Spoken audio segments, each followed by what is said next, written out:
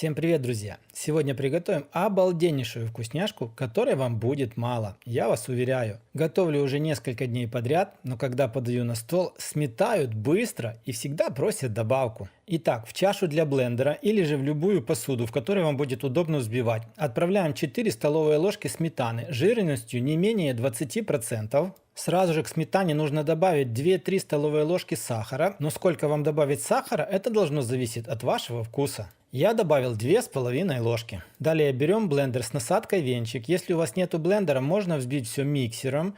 Взбиваем все до тех пор, пока не растворится сахар. Но смотрите, не перебейте, чтобы сметана не стала маслом.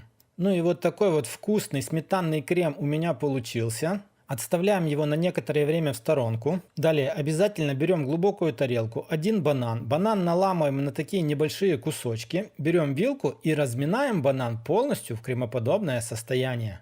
Размятый банан тоже отставляем в сторонку. Далее берем небольшое количество шоколада. У меня сегодня черный шоколад. И примерно 1/3 шоколадки нужно будет натереть на крупной терке. Ну а дальше в миску, там где мы разминали банан, отправляем полностью всю взбитую сметану с сахаром. Затем в эту же миску нужно отправить чуть больше половины натертого шоколада.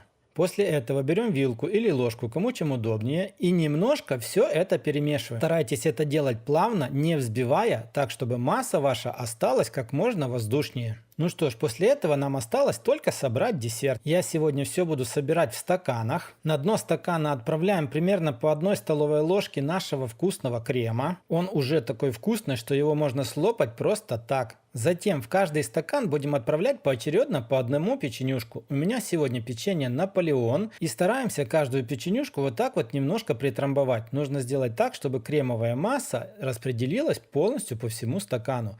Затем на каждую печенюшку наверх отправляем примерно по большей половины ложки вот этого крема. И эту процедуру повторяем до тех пор, пока полностью не заполните весь стакан. Когда уложите последнюю печенюшку, ее нужно будет накрыть кремом и вот так вот все аккуратно разровнять. Нужно сделать так, чтобы полностью все печенье было покрыто кремом. Если печенье не покроете кремом, оно у вас вверху будет очень твердым. Затем берем остатки натертого шоколада и верхушку вот этого крема хорошо обильно засыпаем шоколадом. После этого отправляем стаканы в холодильник минимум на 2 часа. За это время ваш десерт очень хорошо приготовится, а печенье будет очень-очень мягким. Итак, друзья, десерты простояли в холодильнике примерно 2,5 часа. Вот такие вот они получились. Я скажу вам, что получилось все просто шикарно. Получилось такое ощущение, что эти десерты будете готовить не вы, а как будто бы вам их доставят из дорогого 5-звездочного Мишлен ресторана.